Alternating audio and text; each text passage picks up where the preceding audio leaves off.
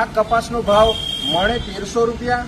અને 1000 થી 1100 રૂપિયા છે। એની સામે આપણે જોવા જઈએ તો અત્યારે ટ્રેક્ટરનો ખર્ચો, મજૂરી એટલી બધી મોંઘી થઈ ગઈ છે અને સાથે સાથે જે બિયારણ છે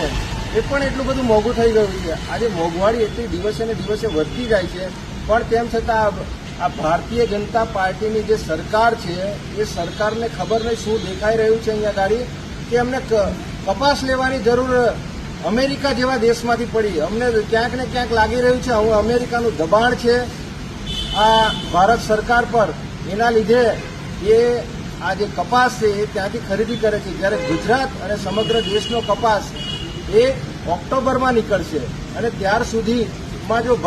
અમેરિકાનો કપાસ અહીંયા ગાડી આવી જશે તો અમારા જે ખેડૂતો છે એ બિચારાઓ કપાસનું જે ઉત્પાદન કરી રહ્યા છે એ લોકોને યોગ્ય આવનારા દિવસોમાં ભાવ મળે નહીં। અને જો આ સરકાર જો આ નિયમ અને અમેરિકા પાસેથી જે ખરીદી કરવાનું છે જો એ બંધ નહીં કરે તો સમગ્ર ગુજરાત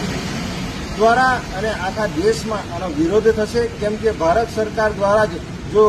અહીં આપણા દેશના જ જો ખેડૂતોને યોગ્ય વળતર નહીં મળતું હોય અને એ બહારથી આ કપાસની ખરીદી કરે તો અમારા ખેડૂત માટે આ ખૂબ જ એક દુઃખદ બાબત છે। અને જો આ નિર્ણય વહેલામાં વહેલી તકે એ પાછો લેવામાં આવે એવી અમારી આમ આદમી પાર્ટી સમગ્ર ગુજરાત અને નર્મદા જિલ્લા તરફથી આપ સૌને નમ્ર અપીલ છે। અને સાથે સાથે અમે એવું કહેવા માંગીએ છીએ કે અહીંયા ગાડી આખા નર્મદા જિલ્લામાં એપીએમસી નથી। જે કપાસ હોય કે કોઈ પણ જાતનું જે મટીરિયલ છે કાચો માલ, બરાબર, તો એ કાચા માલ માટે અહીંયા ગાડી કોઈ પણ ખરીદી માટે કોઈ સેન્ટર નથી। અહીંયા ગાડી ઘણા બધા નાના મોટા વેપારીઓ છે, દલાલો છે, બરાબર, એ લોકો પોતાની ટકાવારી કાઢી અને એ લોકો બહાર આ બધો કાચો માલ સપ્લાય કરે છે। તો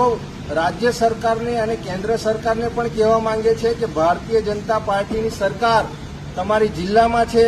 રાજ્યમાં છે, કેન્દ્રમાં છે, તો જે પહેલા ગુજરાતમાં જે પરિસ્થિતિ છે એનું પહેલા સોલ્યુશન લાવો, એનું પહેલા નિરાકરણ લાવો અને ખેડૂતોની ચિંતા કરો, ખેડૂતોને યોગ્ય વળતર આપો અને ત્યાર પછી બીજા દેશની ચિંતા કરી અને બીજા દેશનો માલ પછી અહીંયા ગાડી ગુજરાત અને